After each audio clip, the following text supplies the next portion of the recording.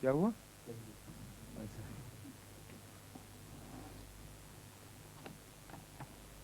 कल उसकी बात हुई थी, रहमत और फजल और नेमत, इनका फ़र्क जो पेश नज़र रखना चाहिए। तो कहेगा कुछ इस मौजू पे?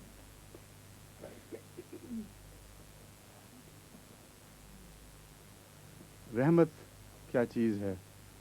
देखने में तो और सुनने में तीनों चीज़ें मुतबादल लगती हैं एक दूसरे की, लेकिन फ़र्क है इनमें, एक नहीं कई फ़र्क हैं। तो इसलिए वो पूछ रहा हूँ मैं, आपके जहन में क्या बात आती है रहमत से, जो फजल और नेमत से अलग कर देती है रहमत को, या उसकी शनाख्त अलग मुमकिन हो सकती हो?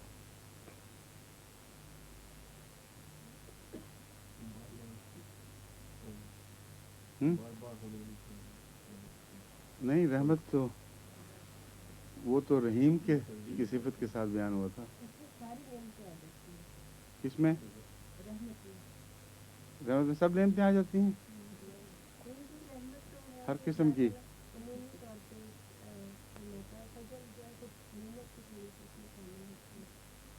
और कोई जोर आजमाई करे? वो ठीक है, रहम से तो निकला है, लेकिन फ़र्क क्या है? इंसान नहीं रहम करता किसी पे, इंसान भी करता है। हाँ, एक हिस्सा तो आपने ठीक कहा है, लेकिन और आगे चलना चाहिए।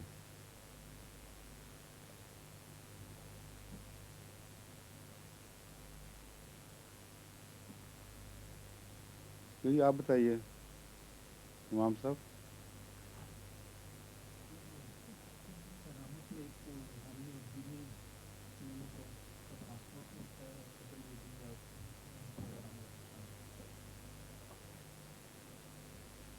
उलट उलट कर दिया आपने मजमून। ये सारे जो हैं ये मुख्तलिफ वक्तों में मुख्तलिफ चीज़ों पर इतलाक़ पाते हैं। कुछ दीनी रंग भी रखते हैं, कुछ दुनियावी रंग भी रखते हैं। जहाँ हज़रत मसीह मौऊद अलैहिस्सलाम के आने की पेशगोई है सूरह जुमा में, वहाँ व आखरीन मिनहुम लम्मा यल्हक़ू बिहिम व हुवल अज़ीज़ुल हकीम ज़ालिका फ़ज़्लुल्लाह है युतीहि मन यशा। तो दुनिया कहाँ से होगी इसमें? इसमें जब फजल की बहस करूँगा उसमें फिर इस बात को छेड़ूंगा। सबसे पहले रहमत की बात करते हैं। रहमत के दो बुनियादी माने हैं, लिखने की ज़रूरत नहीं, ज़रा सुन लें और से। एक तो आम रहम का तसव्वुर जो किसी ऐसी चीज़ पर जो तकलीफ़ की हालत में हो या कमज़ोरी की हालत में हो, ये अल्लाह ताला और मखलूक़ात सब में आम है। और इंसान भी रहम करता है और खुदा ताला भी रहम फरमाता है। और बाज़ दफ़ा ये महसूस होता है कि जैसे जानवरों में भी कुछ रहम का हिस्सा पाया जाता है। तो वो रहम जो किसी दूसरे शख्स की नादारी, बेकसी, बेबसी और दुख से इंसान उसके लिए हमदर्दी महसूस करे, उसका नाम रहमत है। एक दूसरा रहमत है किसी को कुछ अता करना, उसका फैज़ जारी होना।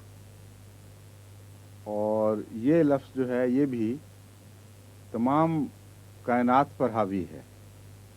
जब अल्लाह ताला को हम रहमान कहते हैं तो मुराद ये है कि न सिर्फ सबसे ज़्यादा रहम करने वाला, बल्कि बिन मांगे देने वाला। और सारी तख्लीक का आगाज़ मादी का भी और रूहानी का भी लफ्ज़ रहमान से है। ये कई दफ़ा पहले बयान कर चुका हूँ। जैसे कि फरमाया रहमान व अल्लमल कुरान, ये रहमान खुदा है जिसने कुरान सिखाया, और वो भी बिन मांगे दिया है। तो वहाँ कोई किसी की बद हालत पेश नज़र नहीं है, बल्कि एक ऐसा फैज़ है जो खुद जारी हुआ है, और इसमें कायनात की हर चीज़ आ जाती है। व रहमती वसियत कुल्ल शैन, मेरी रहमत हर चीज़ पर हावी है, کوئی ذرہ کائنات کا ایسا نہیں ہے جو اللہ تعالیٰ کی رحمت کا مورد نہ بنا ہو، مورد نہ ہو اور اس کا مظہر نہ ہو. تو اس پہلو سے حضرت رسول اکرم صلی اللہ علیہ وآلہ وسلم کو رحمت للعالمین فرمایا گیا. یعنی آپ کا فیض کل عالم پر، تمام جہانوں پر وسیع ہے.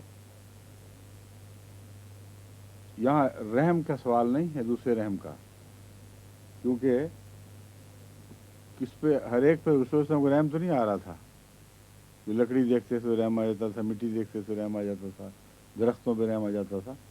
مراد یہ ہے کہ جس کا خدا کا فیض عام ہے، وہ نبی جو خدا کے قریب ترین ہوا، اس نے بھی اللہ کی رحمت سے یہ حصہ پایا کہ اس کا فیض عام ہو گیا. اور یہ تفصیلی بحث یہاں موقع نہیں ہے، صرف یہ سمجھنا کافی ہے سر درس. میں پہلے درسوں میں اس کو بیان کر چکا ہوں. تو رحمت کے دو بنیادی معنی ہیں. اول، درد کا احساس، کسی کی غربت، تکلیف، تنگی کا احساس. اور ان معنوں میں بھی رسول اکرم صلی اللہ علیہ وسلم کے اوپر یہ لفظ اس طرح صادق آ جاتا ہے کہ جب بھی کسی کو حالت درد میں دیکھتے تھے تو قطع نظر اس کے کہ وہ مسلمان تھا یا غیر تھا، انسان تھا کہ جانور تھا، اس پر رحم فرماتے تھے. تو اس لحاظ سے ایک درخت کے متعلق بھی آپ کے رحم کا واقعہ درج ہے. وہ جس پر پہلے ٹیک لگا، ہاتھ لگا رکھ کے کھڑا ہوا کرتے تھے، بعد میں جب ممبر بنا، الگ ہوئے، تو کشفی طور پر آپ نے اس درخت کی کراہنے کی آواز سنی، جو کہ اس پر ہاتھ رکھا. درد کا جو معنی ہے رحمت کا، وہ بھی رسول اکرم صلی اللہ علیہ وسلم پر صادق آتا ہے، مگر ثانوی طور پر. اول طور پر فیض عام مراد ہے. اور حضرت صلی اللہ علیہ وآلہ وسلم نے ایک موقع پر فرمایا کہ جب اللہ تعالیٰ نے رحم مادر کو پیدا فرمایا، اب یہاں ایک تصور ہے، مراد یہ نہیں کہ سچ مچ پیدا ہوا، بلکہ جس کو بلو پرنٹ کہتے ہیں. جب رحم کا نقشہ بنا ہے اور خدا تعالیٰ نے فیصلہ فرمایا کہ رحم پیدا کیا جائے، اس میں انسانی رحم صرف مراد نہیں ہے، ہر رحم. کیونکہ یہ نہیں فرمایا کہ جب انسان ماں کو پیدا کیا، بلکہ آپ نے خود رسول صلی اللہ علیہ وسلم نے فرمایا ہے جب اللہ تعالیٰ نے رحم کو پیدا فرمایا تو کہا، اے رحم، تو اور میں، میری رحمانیت ایک ہی مادے سے مشتق ہیں. یعنی ہم دونوں کا انفینیٹیو ایک ہے اور رحم ہے. اس لیے جس کسی نے تجھ سے تعلق کاٹا، وہ میری رحمانیت سے بھی تعلق کاٹ لے گا. بس رحمی رشتوں میں کانشس تعلق تو انسان کرتا ہے، اور انکانشس تعلق ہر جانور میں پایا جاتا ہے. نہایت خوفناک قسم کے جو ہیں درندے، کسی پر رحم نہیں جانتے، اپنے بچوں پر رحم کرتے ہیں. تو رحم کے اندر ایک ذاتی تعلق جو تخلیقی تعلق ہے وہ بھی پایا جاتا ہے. اس سے پتہ چلتا ہے کہ تخلیقی تعلق میں خدا تعالیٰ نے کسی کو اپنے سے الگ نہیں کیا، اور چونکہ رحمان سے ساری کائنات وجود میں آئی ہے، اس لیے ہر چیز سے اللہ تعالیٰ کا ایک ذاتی تعلق قائم ہو گیا، جیسے ماں کا بچوں سے تعلق ہوتا ہے. اور یہ دوسرے، یہ معنی فضل میں نہیں ہے، یہ نعمت میں نہیں ہے. تو رحمانیت اور رحم یہ بہت وسیع اور عام مضمون ہے. اس میں پھر آگے تخصیص بھی پائی جاتی ہے، لیکن اس کی اگر روح کو آپ سمجھ لیں تو پھر جہاں جہاں بھی قرآن کریم میں استعمال آتا ہے، موقع اور محل کے مطابق اس کا صحیح معنی آپ کے ذہن میں ابھرے گا. دوسرا ہے لفظ نعمہ. نعمہ کے متعلق بتائیے، کیا جانتا ہے، کیا خیال ہے نعمت کے متعلق؟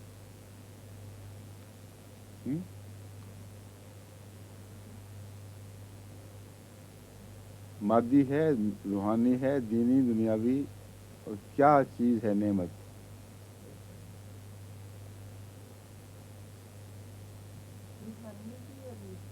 जी, मादी भी है, रूहानी, बिल्कुल ठीक है। और हर चीज़ नेमत है।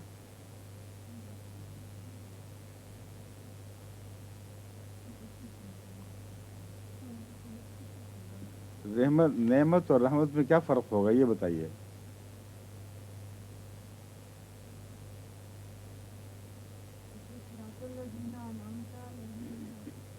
वो तो वो भी आएगा, वो भी नेमत ही है, लेकिन अमूमी मैं समझ कहना चाहता हूँ, अपने जहन को खंगाल के कोई तसव्वुर बनाइए नेमत का।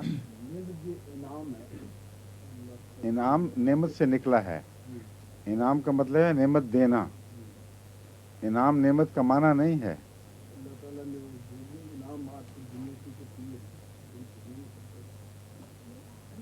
हर तख्लीक फिर एक किस्म का इनाम ही बन गया ना। ये बात नहीं है, फ़र्क है। नेमत और रहमत में एक फ़र्क है। एक तो फ़र्क बता दिया, रहमत में जो दर्द का और हमदर्दी का माना पाया जाता है वो नेमत में नहीं पाया जाता। लेकिन और भी बहुत से फ़र्क हैं। नेमत को अपनी ज़ात में पहले समझने की कोशिश करें। नेमत असल में राहत की हालत और अच्छी हालत को कहते हैं। इमाम राग़िब ने लिखा है कि अगर एक इंसान बैठा है अच्छी हालत में तो उसकी नेमत है, और घुटनों के बल बैठा है तो वो भी उसकी नेमत है। अगर आराम और इत्मीनान से खड़ा है तो वो भी उसकी नेमत है। तो नेमत इसी से तनाउम निकला है। और नोमा कहते हैं ऐशो इशरत की ज़िंदगी को भी, यानी ऐसी ज़िंदगी जो बहुत बेहतर हाल में हो। तो नेमत में आसानी और हालत राहत का मजमून पाया जाता है। ये ज़रूरी नहीं कि कहीं और से बरह रास्त मिले। इंसान खुद एक नेमत की हालत में होता है। इंसान के मुतल्लिक़ जब अल्लाह ताला फ़रमाया अन्नमना अल इंसान है आरज़ व नाब जानिब, वहाँ एक तो जो अव्वल माना है वो तो ये है कि जब हम नबूवत भेजते हैं, और इंसान पर सबसे बड़ी नेमत नबूवत है, तो पहलू तही करता है और पीठ फेर कर चला जाता है, उसको पसंद नहीं करता। और दूसरा ये है कि जिन लोगों को हमने नेमत की हालत में रखा हुआ है वो बिलअमूम एराज़ करते हैं अल्लाह ताला के पैगम्बरों से और उसके पैगामात और उसके फरमूदात से किनारा कशी करते हैं। इसलिए कि अन्नम ना का मतलब है जिनकी हालत हमने अच्छी बना दी। तो हर शख्स जो तनाउम में है वो एक नेमत की हालत में है। एक तो ये है नेमत का माना, और दूसरा नेमत एक निस्बती माने अपने अंदर रखती है, रिलेटिव टर्म्स। एक शख्स नेमत और जिनसी तौर पर नेमी माना नहीं है, यानी ये नहीं कह सकते कि ये जानवर नेमत में आता है, ये गैर नेमत में आता है।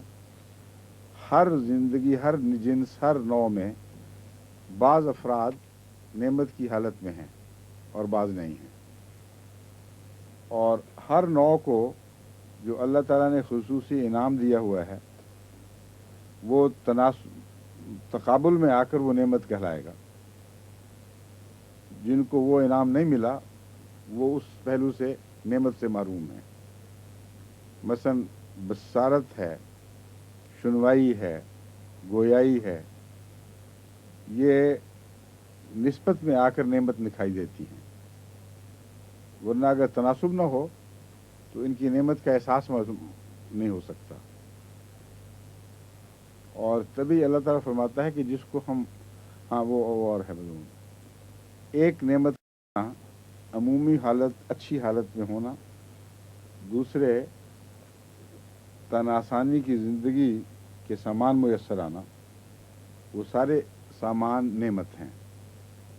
और तीसरा, नेमत में एक निस्बती तसव्वुर दाखिल हो जाता है।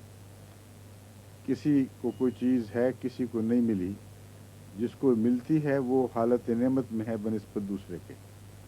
और इसमें जो हवास खमसा हैं वो सारी भी नेमतें बन जाती हैं। इन मानों में कायनात की कोई चीज़ भी ऐसी नहीं दिखाई देती जो किसी न किसी नेमत से या हर नेमत से महरूम हो। बल्कि अगर इंसान अपने मकाम और मर्तबे से जो उसको अता हुआ है नज़र डालेगा तो बाकियों के मुकाबले पर, यहाँ मुकाबले का माना आ जाएगा, उसको इतनी नेमतें अता हुई हैं कि उनका शुमार नहीं कर सकता। चुनांचे कुरान करीम फरमाता है फ़इन तउद्दू नेमत अल्लाह ला तुहसूहा, अगर तुम नेमतें गिनना शुरू करो तो तुम कभी गिन नहीं सकते। इसलिए कि सारी कायनात इंसान के ताबे बना दी गई है और उसकी खिदमत पर मुसख्खर कर दी गई है। तो हर वो चीज़ जो अपनी ज़ात में किसी के लिए नेमत महसूस हो या ना हो, जिसकी खिदमत में आती है उसके लिए नेमत बन जाती है। तो एक ये इसमें तकाबुली माना, एक निस्बत का माना इसमें पाया जाता है। और इस पहलू से अल्लाह फरमाता है तुम कभी उस नेमत को गिन नहीं सकते, क्योंकि बेशुमार नेमतें हैं। इस पहलू से हर एक तुम्हारे लिए फ़ायदा का मूजिब है। जो फ़ायदा की चीज़ हुई वो नेमत बन गई। लेकिन ये नेमत उस रहमत से मुख्तलिफ है जो ऊपर से फैज़ उतरता है।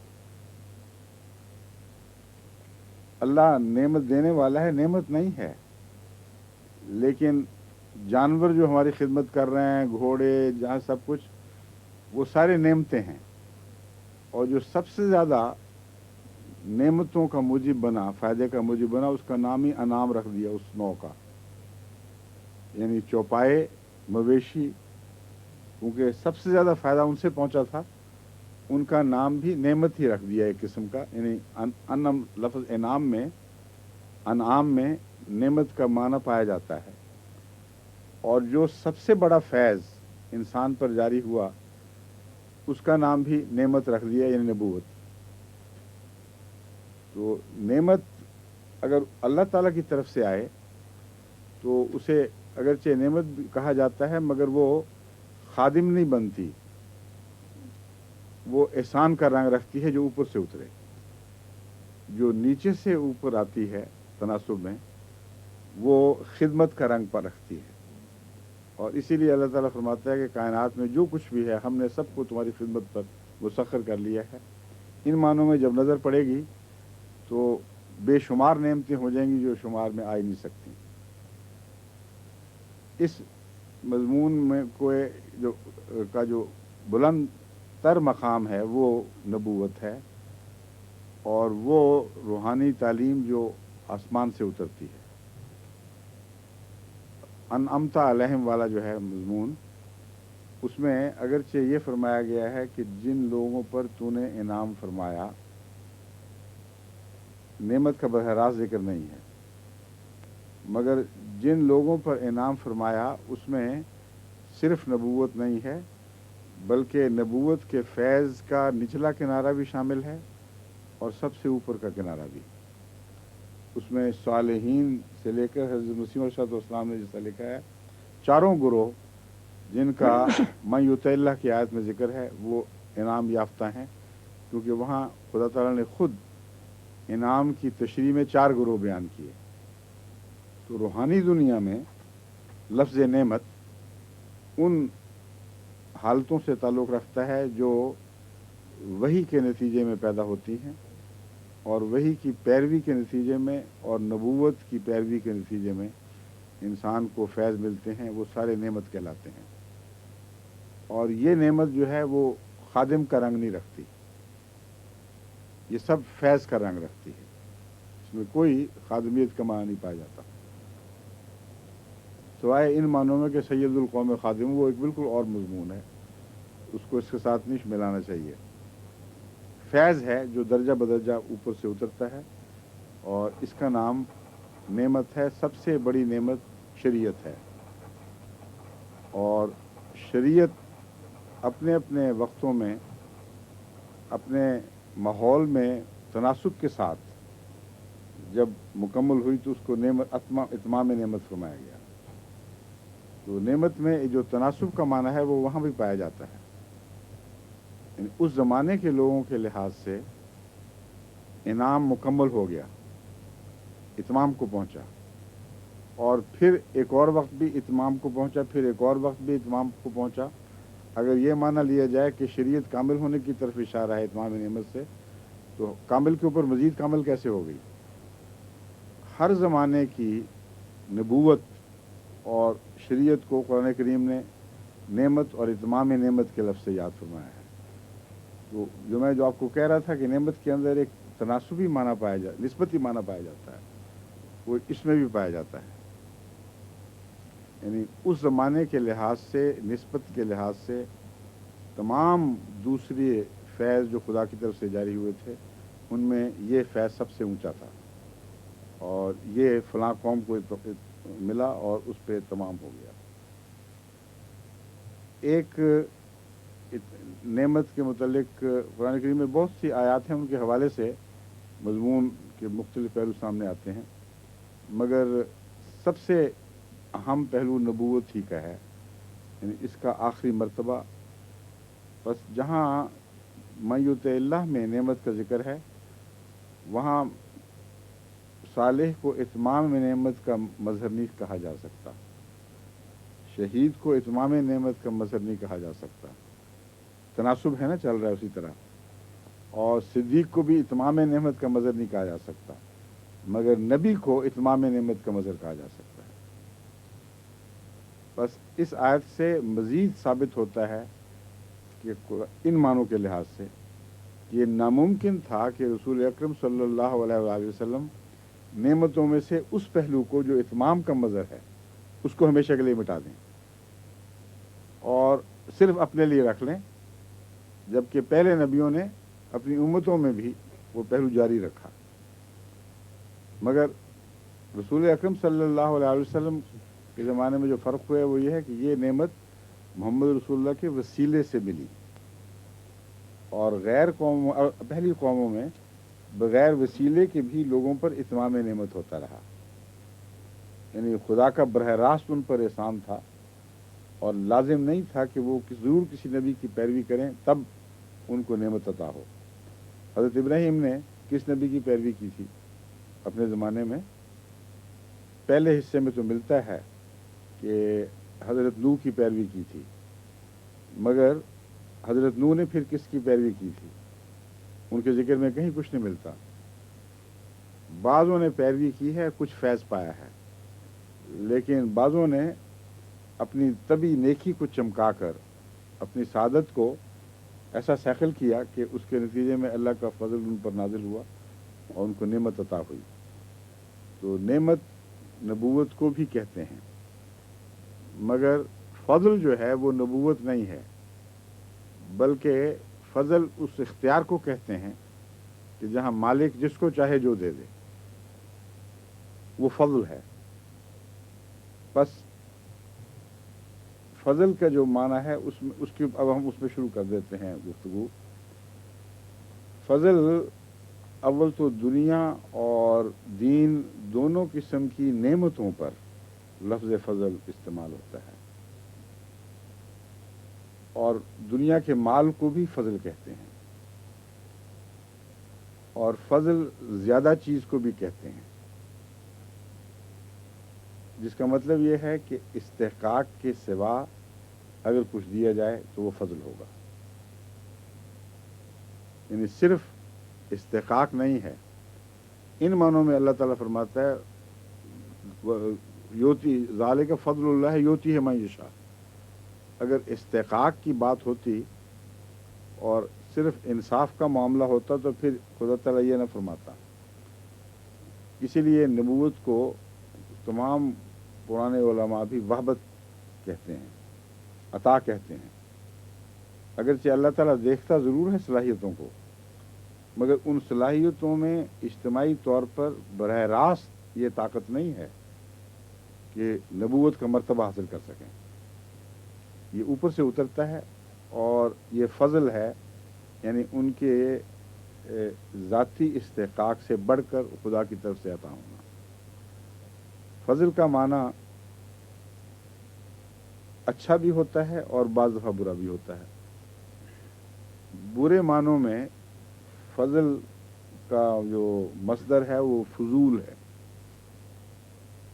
और कहते हैं गुस्सा जिसको ज़्यादा है उसको भी फजलुल गज़ब किसी में पाया जाता है, तो लफ्ज़ फजल इस्तेमाल होता है। लेकिन बहरहाल ये कतई बात है कि फजल का लफ्ज़ अक्सर सूरतों में अच्छे मानों में इस्तेमाल होता है, बहुत कम सूरतों में बुरे मानों में इस्तेमाल होता है।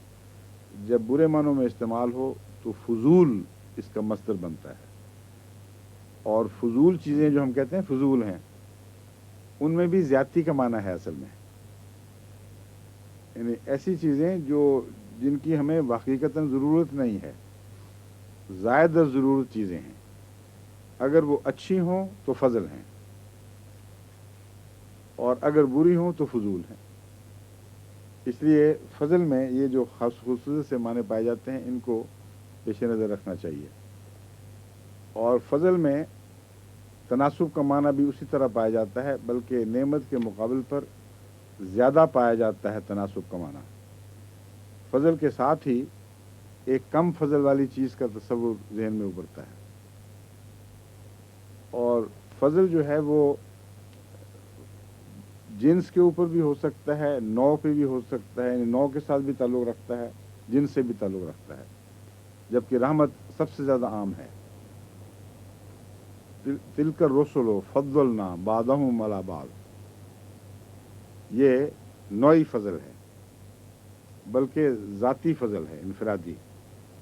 नौई फजल है, इनफरादी फजल, कि ये रसूल हैं, उनमें से बाज़ को हमने बाज़ दूसरों पर फजीलत दे दी है, और कोई पूछ नहीं सकता क्यों दी है, क्योंकि ज़ालिका फ़ज़लुल्लाह योती है मैं शाह में वो जो मालिकियत का तस्वुर है वो बड़ा भारी पाया जाता है। क्योंकि हक़ से ज़्यादा देना फजल में शामिल है, इसलिए हक़ से ज़्यादा देने पर कोई मुतालबा नहीं कर सकता कि मुझे हक़ से ज़्यादा दो, कि मुझे हक़ से ज़्यादा दो, क्योंकि ये एहसान में दाखिल हो जाता है, मज़मून इंसाफ से ऊपर चला जाता है। तो फज़लना में ये मज़मून हर जगह पाया जाता है कि इस्तेकाक से अलग खुदा ताला की तरफ से जो ज़ायद चीज़ें नाजिल हों उनको फजल कहा जाता है, मगर बाज़ दफ़ा इसका इस्तेकाक से भी ताल्लुक़ होता है, या इस्तेकाक की तरफ इस्तेकाक से ताल्लुक़ तो नहीं होता, किसी इस्तेकाक की दलील फजल बन जाता है। मसलन अल्लाह ताला फरमाता है अर्रिजालु क़व्वामून अलन निसाए बिमा फ़ज़्ज़लल्लाहु, क्या है वो रिज़्क़ वाली आयत पूरी है। हाँ, मज़मून बता देता हूँ मैं।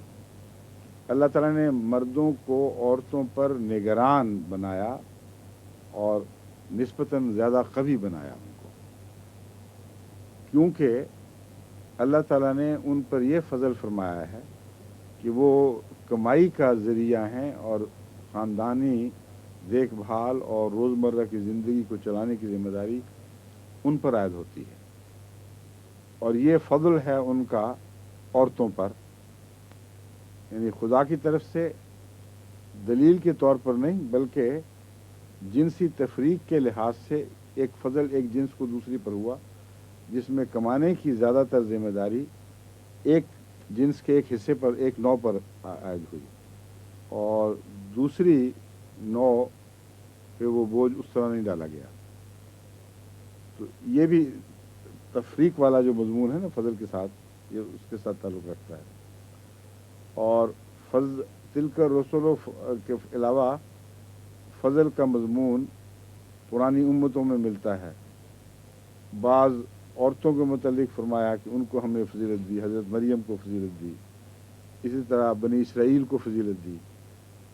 तो ये फजीलतें जो हैं ये एक नौ के एक हिस्से को दूसरी नौ पर, उसी नौ के दूसरे हिस्से पर, लेकिन फजीलत का ताल्लुक़ نوعی فرق سے ہے، انسان کو ہم نے فضیلت دی ہے دوسروں پر، یعنی باقی جانوروں کی نسبت اس کے اوپر زیادہ احسان کے یعنی زیادہ اس کو استعدادیں عطا فرمائی گئیں، زیادہ صلاحیتیں عطا کی گئیں، تو فضل کا تعلق استعدادوں اور صلاحیتوں سے بھی ہے۔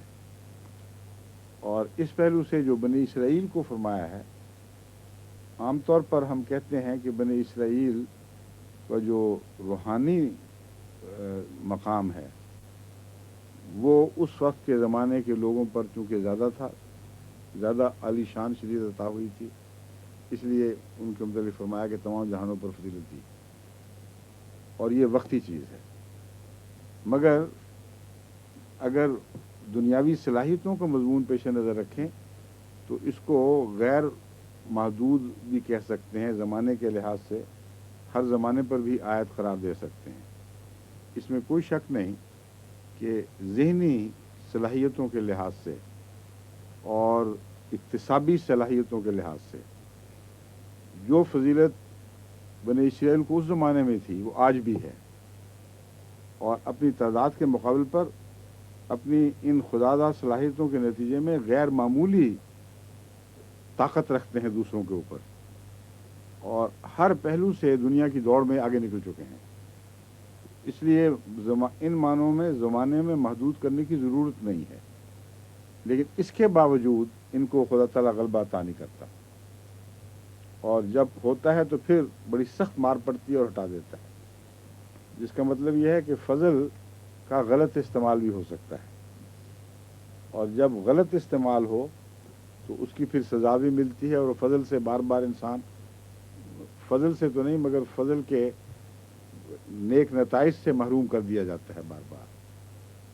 تو فضل کا عمومی معنی صلاحیتیں بھی ہے، اور وہ جو مرد کو عورت پر فضیلت کا ذکر فرمایا ہے وہ صلاحیتوں کے اعتبار سے ہے، بعض پہلو سے، سب پہلوؤں میں نہیں، اس پہلو سے کہ وہ رزق کمانے والا، اور دنیا کی اکثریت میں یہی بات صادق آتی ہے کہ کمائی کا اول ذمہ دار مرد ہوتا ہے اور عورت ثانوی ذمہ داری عائد ہوتی ہے۔ اور بھی بہت سے مفہوم ہیں، لیکن چونکہ وقت اب کافی ہو گیا ہے اس لیے اب ہم آج کا سبق شروع کرتے ہیں، ٹھیک ہے؟ بہرحال امید ہے اب جب آپ تلاوت میں رحمت، فضل، نعمت کو پڑھا کریں گے تو اس پس منظر میں آپ کے سامنے پھر اور بھی دلچسپ مضامین ابھریں گے، لیکن ایسے مضامین ابھرنے چاہیے جن کو قرآن کریم کی دوسری آیات تقویت دیتی ہوں، ان مضامین کا رد نہ کرتی ہوں، ورنہ انسان بعض دفعہ ذوقی تفسیر میں داخل ہو جاتا ہے، اور ذوقی تفسیر کا ایک معنی تو یہ ہے کہ ذوق سی باتیں ہیں اس کے لیے ہوں گی، دوسروں کے لیے نہیں۔ ایک ذوقی تفسیر گناہ بن جاتی ہے، اور اس کا مطلب یہ ہے کہ قرآن کریم کی دوسری آیات اس کو سہارا نہیں دیتی اس تفسیر کو، بلکہ اس سے متضاد ہو جاتی ہیں، متضاد ہوتی ہیں، اور انسان پھر بھی پیش کیے جاتا ہے اپنے کہ میرے ذوق کا نقطہ ہے۔ یہ جہالت ہے، اور یہ اسم بھی گناہ بھی بن جاتا ہے۔ اس لیے تفسیر میں یہ ہمیشہ رکھنا چاہیے پیش نظر کہ کوئی تفسیر ایسی نہیں ہونی چاہیے جس کو قرآن کریم کی دوسری آیت جھٹلا رہی ہو، اور اگر یہ سامنے آ جائے غلطی سے ایک انسان تفسیر سمجھ رہا ہے تو پھر انسان کا مقام یہی ہے کہ فوری طور پر اس تفسیر کو غلط سمجھ کر، اور جو تفسیر دوسری آیات کی روشنی میں ابھری ہے اس کو سامنے سے تسلیم کم کرے۔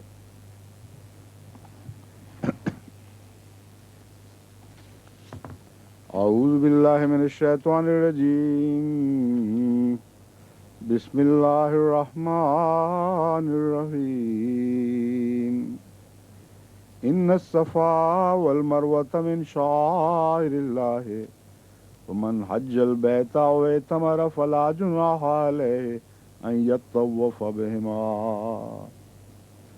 ومن تطوع خیرا فإن اللہ شاکر علیم۔ ان الذین یکتمون ما انزلنا من البینات والہدی ما انزلنا من البينات والهدى من بعد ما بيناه للناس في الكتاب اولئك يلعنهم الله ويلعنهم اللاعنون إلا الذين تابوا وأصلحوا وبينوا فأولئك أتوب عليهم وأنا التواب الرحيم إن الذين كفروا وماتوا وهم كفار أولئك عليهم لعنة الله والملائكة والناس أجمعين والملائكة والناس أجمعين خالدين فيها لا يخفف عنهم العذاب ولا هم ينظرون وإلهكم إله واحد لا إله إلا هو الرحمن الرحیم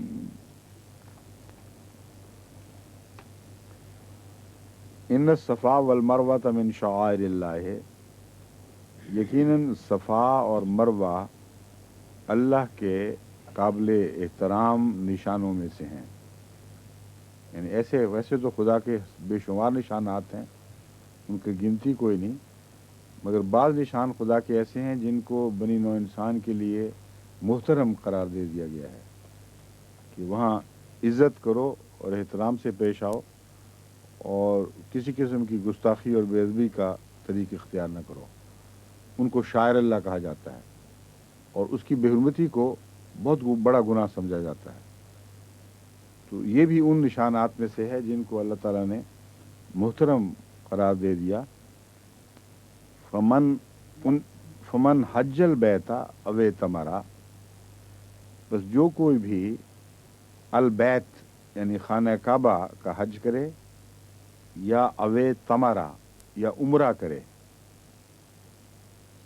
اے تمرا میں عمرہ مراد ہے. یہ جو تے ہے یہ زائد ہے باب کی، لیکن اصل جو تین اس کے بنیادی حروف ہیں وہ ہیں عین میم رے، عمرہ جس سے نکلا ہے. تو تے جو آ جاتی ہے یہ اپنانے کے لیے معنوں میں آتی ہے، تو جو عمرہ کر لے ان معنوں میں ہے. افتعال، باب افتعال اپنا بنانے کے معنوں میں استعمال ہوتا ہے، اور بھی بہت سے معنوں میں، لیکن یہ بھی اس میں ایک معنی پایا جاتا ہے. اوے تمرا یا عمرہ کر لے، فلا جناح علیہ ان یطوف بہما، تو ان پر کوئی گناہ نہیں، اس پر کوئی گناہ نہیں، ان یطوفا کہ وہ طواف کرے بے ہما ان دونوں کا.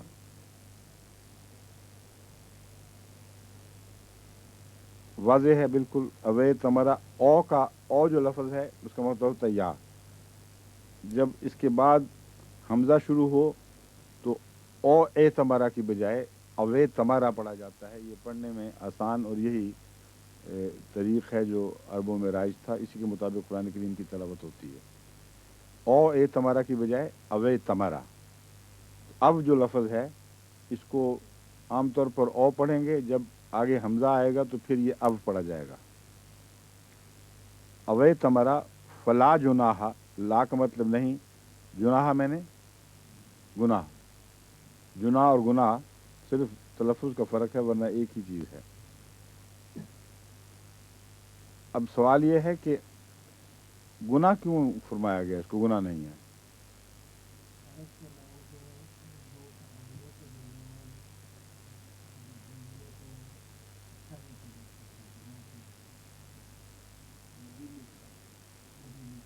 ہاں؟ اچھا پھر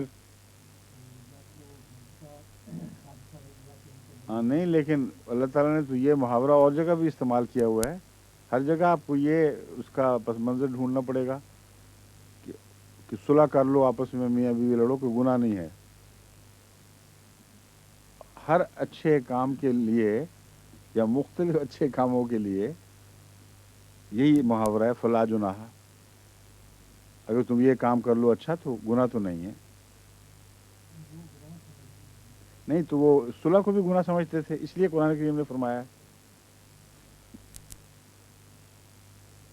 उनका इसमें कोई ताल्लुक नहीं है। ये मुफस्सिरीन ने खामखा नुज़ूल की वजह ढूंढते ढूंढते अजीब व गरीब बातें दाखिल कर दी हैं।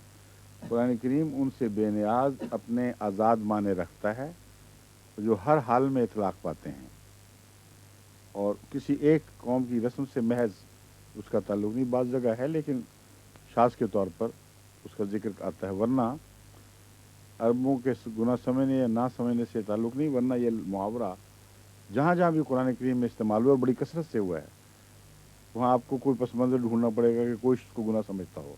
कोई नहीं समझता। दो माने हैं खुसूसियत से यहाँ। एक ये कि अल्लाह ताला ने खुसूसन कुरान करीम में तौहीद का इतना सबक दिया है और इतना ज़ोर दिया है कि तौहीद के ख़िलाफ़ अगर कोई शक वाला मज़मून दिखाई दे तो वहाँ बताना ज़रूरी था कि तुम बज़ाहिर बैत का तवाफ़ करोगे, लेकिन ये ना समझना कि ये शिरक है, क्योंकि ये जो बैत का तवाफ़ है ये और वजूहात से किया जा रहा है, इसको खुदा समझ कर नहीं किया जा रहा। समझे हैं?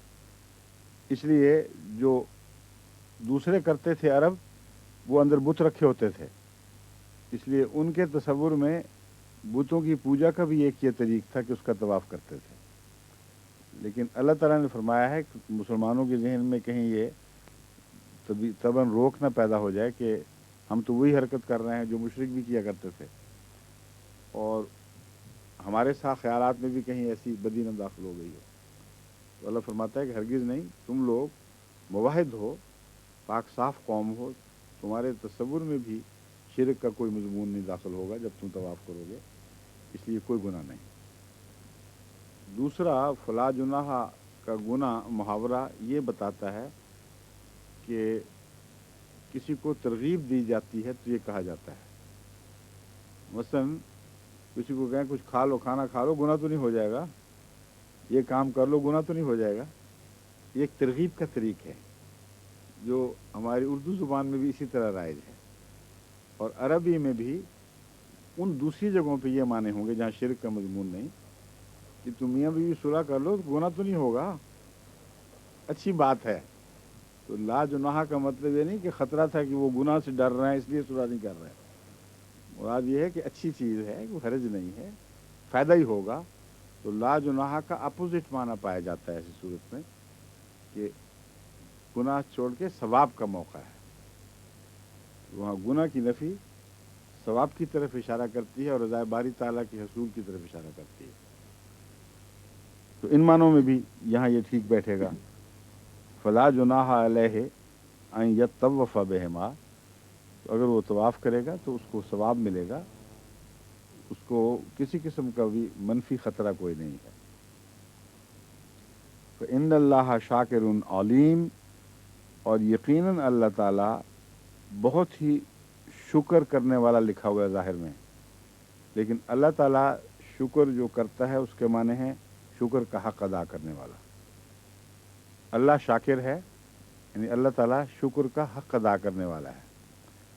और इन मानों में शाकिर कहना ये बहुत ही बड़ी तारीफ़ है, क्योंकि वो शख्स जो शुक्रिया पर भी ममनून हो जाए वो और ज़्यादा अता करता है, और शुक्रिया में भी एक हल्का सा ममनूनियत का रंग पाया जाता है, ममनून करने की ताकत पाई जाती है। तो अल्लाह ताला के ऊपर तो कोई रख नहीं सकता, इसलिए वो शुक्र के नतीजे में फिर इतना ज़्यादा दे देता है कि किसी इंसान में कोई ये तसव्वुर भी नहीं पैदा हो सकता कि मैंने खुदा का शुक्र अदा करके वो एहसान उतार लिया है। तो हर हालत में वो ज़ेर एहसान ही रहेगा। और अलीम इसलिए कि शुक्र शाकिर का अलीम से ये जोड़ है कि उसको हर चीज़ का चूँकि इल्म है, इसलिए दिल में भी अगर कोई नेकी पैदा हो तो उस पर भी वो जज़ा कायम कर देता है। यानी एक इंसान के दिल में नेक ख्याल आया है और वो उस पर अमल नहीं कर सका, तो अल्लाह ताला का शुक्रिया का जो दायरा है वो इतना वसी है कि उसके इल्म के दायरे के साथ मिल गया है। जैसे हर चीज़ पर वो अलीम है, इसलिए हर इल्म के नतीजे में जो शुक्रिया का हक अदा होना चाहिए वो अदा करता चला जाता है। इन्नल्लज़ीना यक्तुमूना मा अनज़लना मिनल बय्यिनात। इन्ना का मतलब क्या है? यकीनन। अल्लज़ीना वो लोग, यक्तुमूना वो लोग जो, अल्लज़ीना में जो का माना भी पाया जाता है। यकीनन वो लोग जो छुपाते हैं।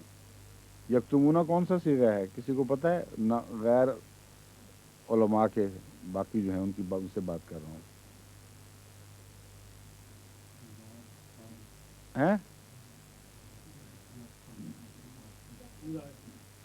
क्या? तो अब तुझे तो उलमा भी नहीं आ गए हम अशरफ साहब।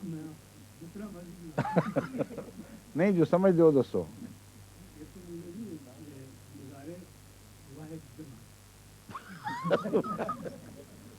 ये तो साबित हो गया कि उलमा की फहरिस्त पर ही आते हैं आप। बहुत ही दिलचस्प बात की आपने। लतीफ़े के तौर पर बहस कर रहा हूँ, नाउज़ुबिल्लाह मिन ज़ालिक, तहकीर के तौर पर नहीं। बच्चों से ऐसे लतीफ़े हो जाते हैं। वाहिद जमा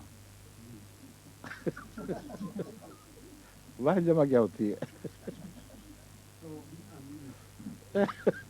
बात चीज़ें दो इकट्ठी हो ही नहीं सकती। वाहिद और जमा किस तरह इकट्ठे हो गए? या वाहिद होगा या जमा होगा, बैकवत कैसे वाहिद और जमा होगा? ठीक है, समझ गए हैं कि नहीं? शुक्र जज़ाकल्लाह। वो बताएं वो क्या थी जो वाहिद जमा के साथ आपके ज़हन में चीज आई थी, वो क्या थी?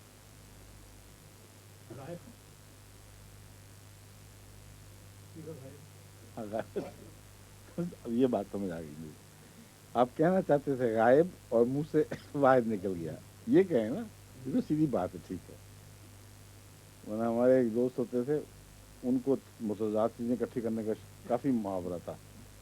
एक दफ़ा उन्होंने किसी बात पे कहा मुझे यकीन है, तो मैंने कहा तुम्हें यकीन है? कहते शायद यकीन है।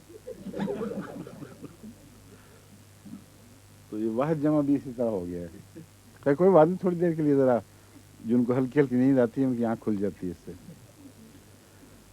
यक्तुमूना जमा मुज़क्कर गायब, मुज़ारिया है। मुज़ारिया का सीगा है, जमा का सीगा है, मुज़क्कर है और गायब है। हाँ। और मुजर्रद, सलासी मुजर्रद है, 3 हरफी है और मुजर्रद है। बाब, इसका बाब भी पूछा जाता है ना क्या है, तो बाब इस्तिफ़ाल है, बाब इकराफ़ाल है, बाब कौन सा है? तो बाब इसका है सलासी मुजर्रद। ठीक है, और क्या कहेंगे? 6 चीज़ें हुआ करती हैं गालबन सीगे में। क्योंकि किसी को याद है? उलमाए सिलसिला बैठे हुए हैं बाज़। जब कहा जाता है सीगा बयान करो, तो जहाँ तक मुझे याद पड़ता है 6 चीज़ें बयान होती हैं।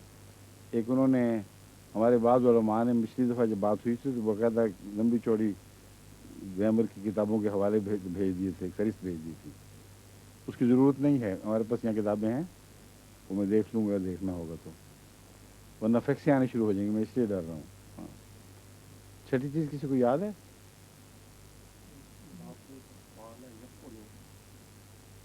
फिर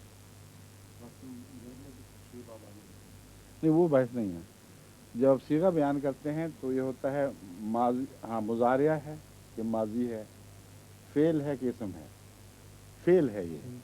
हाँ, फेल, मुज़ारिया, जमा मुज़क्कर गायब और सलासी मुजर्रद, ये 6 चीज़ें हैं जो बाब में बयान करनी चाहिए और ये इसके अंदर बयान हो गई।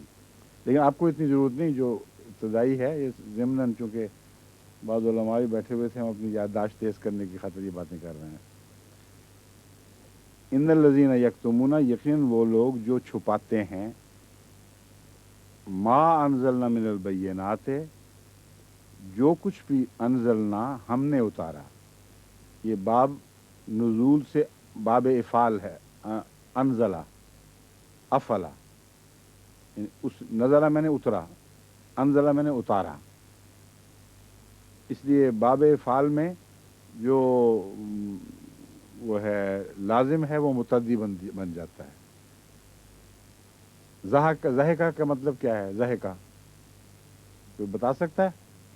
ہنسا، اور ہنسایا اضحکا۔ تو بڑا آسان طریقہ ہے، اس کو یاد پہچان لیں تو آپ کو مطلب سمجھنے میں آسانی ہو جائے کرے گی۔ ما انزلنا، جو کچھ ہم نے نازل فرمایا، من البینات، روشن دلائل میں سے یا کھلے کھلے نشانات میں سے، والہدا، اور ہدایت میں سے، یقین وہ لوگ جو چھپاتے ہیں جو ہم نے اتارا کھلے کھلے اور روشن نشانات میں سے، والہدا، اور ہدایت میں سے، من بعد ما بیناہ للناس فی الکتاب، بعد اس کے جب کہ لوگوں پر ہم نے کتاب میں یہ بات خوب کھول کھول کر ظاہر فرما دی۔ یعنی وہ یہ وقت وہ بتایا جا رہا ہے جب نہ صرف یہ کہ شریعت ابھی نازل ہوئی ہے، بلکہ شریعت میں جو باتیں نازل ہوئیں وہ کتاب کی صورت میں شہرت پا گئیں، لوگوں کو پتہ چل گیا، عام ہو گئیں کہ خدا کا یہ منشا ہے۔ اس کے بعد پھر چھپانے کی کوشش کرتے ہیں تو ان کا کوئی بھی عذر قابل قبول نہیں ہے، گناہ گار ہیں۔ یہ اس طرف اشارہ کیا جا رہا ہے، اولئک یلعنہم اللہ و یلعنہم اللائنون، یہی وہ لوگ ہیں اولئک یلعنہم اللہ، جن پر اللہ لعنت کرتا ہے اور لعنت کرے گا، و یلعنہم اللائنون، اور لعنت کرنے والے آج کے ہوں یا کل کے ہوں وہ بھی ان پر لعنت کرتے ہیں یا کرتے رہیں گے۔ تو یہ بہت ہی خبیثانہ فعل ہے کہ اللہ تعالیٰ کی تعلیم جو رائج ہو چکی ہو اس میں تبدیلیاں اس کو کسی ذاتی غرض سے یا اپنے فرقے کی غرض سے لوگوں سے چھپایا جائے، اس پر ہاتھ رکھ دیا جائے۔ الا الذین، یہ زمانہ بتاتا ہے بات کا ہے جب نبی خود موجود ہو تو جو تعلیم اس پر اترتی ہے وہ کھول دیتا ہے اس کو۔ من بعد ما بیناہ للناس سے اس طرف اشارہ معلوم ہوتا ہے کہ ہم نے نبی کے ذریعے ان تعلیمات کو رائج بھی کر دیا، کھول بھی دیا، اور کتاب میں یہ باتیں آ گئیں، درج ہو گئیں۔ جب چھپاتے ہیں وہ بات کا زمانہ معلوم ہوتا ہے، کیونکہ اس وقت پھر لوگوں کو، عامت الناس کو نہیں پتہ ہوتا، یاد نہیں ہوتی یہ باتیں، علماء کو پتہ ہوتا ہے۔ تو علماء اس علم کے باوجود کہ اپنے وقت میں یہ باتیں خوب شہرت پا گئی تھیں اور روشن تھیں، کوئی شک کی گنجائش نہیں تھی، پھر بھی جب بعد کے زمانے میں جو ہلاک کی کثرت ہو جاتی ہے اس وقت وہ ان سے چھپانے لگ جاتے ہیں۔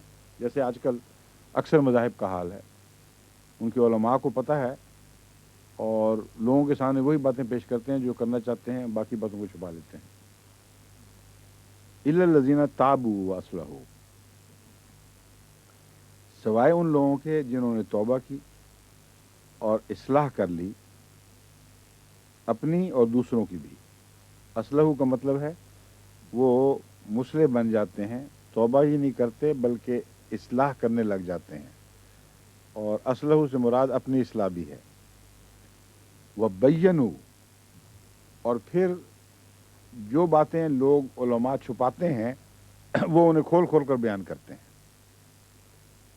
وہ تبیین کا کام جو بیچ میں رک گیا تھا اور برعکس بات شروع ہو گئی تھی کہ خدا کے کلام کو کھول کر لوگوں کے سامنے بتانے کی بجائے اس پہ پردے ڈالے جا رہے تھے، ہاتھ رکھے جا رہے تھے، یہ توبہ کرنے والے وہ ہیں جو ایک انقلابی مزاج کے لوگ ہیں، وہ برعکس کر دیتے ہیں اس مضمون کو، اور نہ صرف یہ کہ خود اصلاح کرتے ہیں، دوسروں کی بھی اصلاح کرتے ہیں، اور سب باتوں کو کھول کھول کر ان کے سامنے بیان کرنے لگ جاتے ہیں۔ فاولئک اتوب علیہم، یہ وہ لوگ ہیں جن کے طرف میں توبہ قبول کرتے ہوئے مائل ہوتا ہوں۔ اور ان سے مغفرت کا سلوک کرتا ہوں. اتوب الیہ کا مطلب ہے ان پر جھک جاتا ہوں ان کی توبہ کو قبول کرتے ہوئے.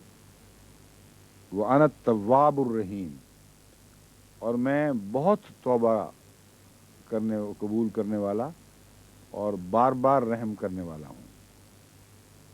رحم کے تعلق میں یہ بھی یاد رکھنا چاہیے کہ ایک روایت میں آتا ہے اللہ تعالیٰ دنیا کے لیے رحمان ہے اور آخرت کے لیے رحیم ہے.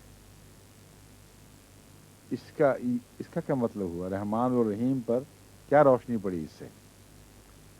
رحیم کے معنوں میں نیک اعمال کی جزا دینا کا معنی پایا جاتا ہے، اور چونکہ رحمانیت کسی عمل کی جزا نہیں ہے اس لیے ساری دنیا رحمانیت کے تابع ہے. لیکن قیامت کے دن رحیم کی جلوہ گری ہوگی کہ اعمال کی جزا دی جائے گی، اچھی جزا بھی، اور مالک کے میں اس کے دوسری جزا کی طرف بھی اشارہ ہو گیا ہے. لیکن رحیم سے مراد ہے اس کی محنت سے بڑھ کر جزا دی جائے گی. اس میں فضل تو داخل ہے لیکن تعلق کسی کام کا اور اس کے اجر کا، یہ جہاں پیدا ہو وہاں رحمانیت نہیں بلکہ رحیمیت کار فرما ہوتی ہے. تو انا التواب الرحیم، میں توبہ بھی قبول کرنے والا ہوں بہت، اور پھر ان کے نیک کاموں کا بار بار بدلہ دینے والا بھی ہوں. یہ معنی بھی اس میں آ جاتا ہے. ان الذین کفروا، یقیناً وہ لوگ کفروا جنہوں نے کفر کیا، وماتوا اور مر گئے، وہم کفار اس حالت میں کہ وہ کافر ہی تھے.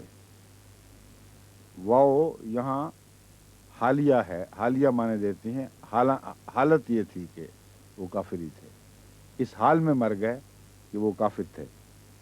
اولئک علیہم لعنت اللہ، یہی وہ لوگ ہیں جن پر اللہ کی لعنت ہوتی ہے، والملائکۃ والناس اجمعین، اور فرشتوں کی اور تمام انسانوں کی اجتماعی طور پر. اب لوگ کوئی لعنت کرتے ہیں؟ سب لوگ کہاں کرتے ہیں؟ آج کل تو دنیا وہ پرواہ نہیں کرتے، وہ تو نیکوں پر لعنتیں ڈالتے جاتے ہیں. کیا مطلب ہوا؟ یہ بہت ہی اہم استعمال ہے الناس کا، جو اور بھی جگہ یہ اس قسم کا استعمال ملتا ہے. حالانکہ اجمعین میں تو بظاہر لوگوں میں سے کوئی بھی باقی نہیں چھوڑا، اور واقعہ یہ ہے کہ جو لوگ کافر ہوئے اور مر گئے ان کے اوپر تو لوگ رحمتیں ڈالتے، ان کی جھوٹی تعریفیں کرتے، اور خواہ غضب کے نتیجے میں مرا ہو کوئی اس کے گن گاتے اور بڑی بڑی باتیں کرتے. تو اجمعین کیسے ہو گئے؟ اصل میں بعض جگہ خدا تعالیٰ جنس کا نام لیتا ہے لیکن جنس مراد نہیں ہوتی، بلکہ اس کا وہ خلاصہ جو اس کے نظر میں انسان کہلانے کے مستحق ہیں اور دل میں سعادت رکھتے ہیں، اللہ سے تعلق والے ہیں. تو والناس اجمعین میں صرف وہی لوگ مراد ہیں، سب نہیں. حضرت مسیح موعود علیہ السلام نے بھی اپنی تحریروں میں بعض دفعہ کہ سب نے مجھے قبول کر لیا اور باقی یہ رہ گئے کہا ہے، تو مولوی خوب اس پہ ٹھٹا کرتے ہیں اور کہتے ہیں کہ سب نے کہاں قبول کی، جھوٹ بولا، اور اکثریت نے تو انکار کر دیا. تو اب بتائیں یہاں کیا لکھا ہوا ہے کہ نعوذ باللہ من ذالک اللہ تعالیٰ نے جھوٹ بولا ہے؟ وہ کہتا ہے کہ سارے ناس اجمعین، تمام کے تمام، ایک بھی ان سے باہر نہیں، وہ ان پر لعنتیں ڈالتے ہیں. حالانکہ مولوی تو ان میں شامل ہی نہیں، وہ تو نیکوں پر لعنتیں ڈالتے ہیں آج کل کی مراد. اور سارے کافر، سارے مشرک وہ نیکوں پر تو لعنتیں ڈالتے ہیں، اچھوں کی بدوں کی گن گاتے رہتے ہیں. تو والناس اجمعین سے مراد وہ انسان جو خدا کی نظر میں انسان کہلانے کے مستحق ہیں، اور وہ تبھی ہو سکتے ہیں جب اللہ سے تعلق والے ہوں. ان سب کی اجتماعی لعنت ان پر پڑتی رہتی ہے.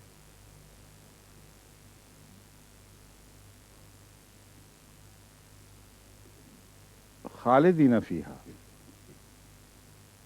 اس لعنت کی حالت میں وہ کفار جو مر گئے اس حالت میں کہ وہ کافر تھے وہ ہمیشہ رہیں گے.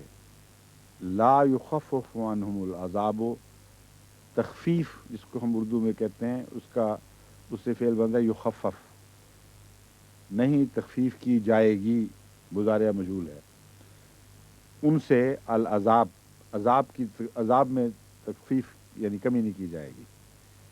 ولا ہم ینظرون، اور وہ مہلت نہیں دیے جائیں گے. آج کا وقت ختم، ٹھیک ہے؟ کیوں جی ختم ہو گیا؟ اچھا، السلام علیکم، خدا حافظ.